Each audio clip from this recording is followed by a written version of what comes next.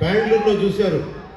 ఎక్కడ ఎక్కడ భీమవరం, ఎక్కడ విజయవాడ, ఎక్కడ జమ్మూ అండ్ కాశ్మీర్. ఆ బిడ్డ జమ్మూ అండ్ కాశ్మీర్లో దొరికింది.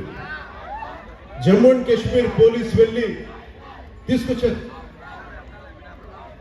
ఇదే 30,000 మంది ఆడబిడ్డలు అదృశ్యం అయిపోతే ఒక్కరు మాట్లాడలేదు గత ప్రభుత్వం.